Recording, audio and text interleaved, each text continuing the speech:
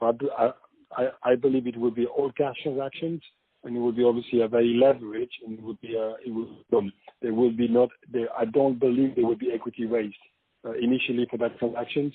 What would happen probably is at a later stage when the company lists on NASDAQ, which I think it will, through the acquisition, then it could be a follow-up of an equity raise to pay to get the leverage down.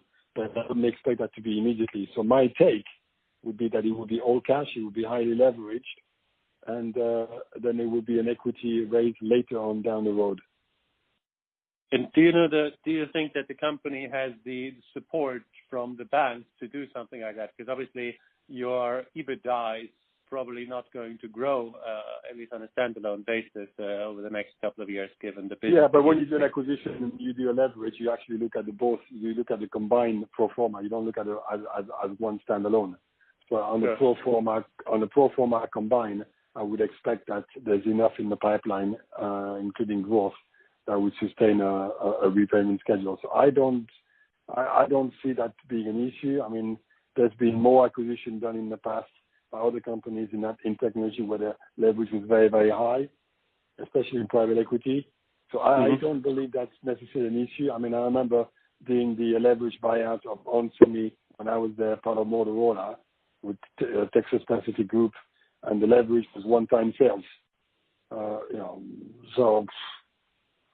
So I don't think it's an issue. Obviously, it's obviously not a great position to be in, but if you got enough visibility on growth and EBITDA as a combined business, and you dial into that the synergies that you would be able to get in terms of cost from combining the two businesses together, then I think you've got enough of on paper to justify the leverage and to lend that you will be able to repay.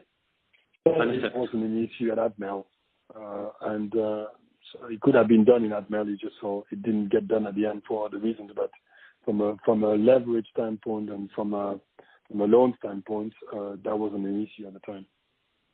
I was just joined by my colleague George. If you hear another voice. Hi, George. Hi. What would you consider as a maximum leverage that the company could go for? I don't know. I'm not a banker. Yeah. I don't have access to the projected EBITDA of both business together. Do you guys touch base on the Apple part of the business? No, we're just talking about the Synaptics acquisition. That's how we started that. Yeah. Jean-Michel, may I ask you, when did you leave the firm? In 2016? December 2015. 2015. And is the management now, the same management that you have been there for a while? So they've been there for... Yes. Well, there's a couple of new guys, but in broad terms, it is the same, apart from the CFO that replaced me and a sales guy, I think, and then an illegal guy, a legal counsel that wasn't there when he was just about coming on board when I left. But in broad terms, yeah. The key players are the same as when I left. Yes.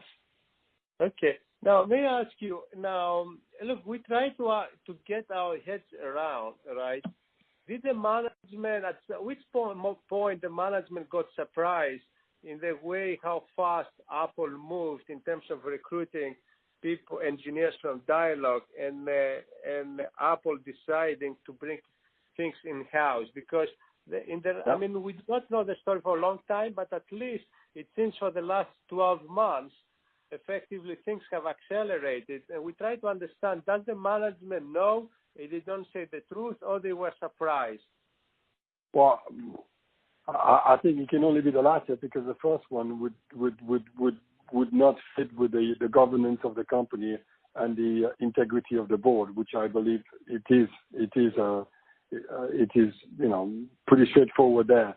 So I can only think that there was not enough information which allowed them to make a statement until that became a forecast that was confirmed in writing by the customer, saying that this is now the forecast we're giving you to go to production, and based on that forecast we're giving you to production, it is 30% less, whatever the number is, of what we thought originally.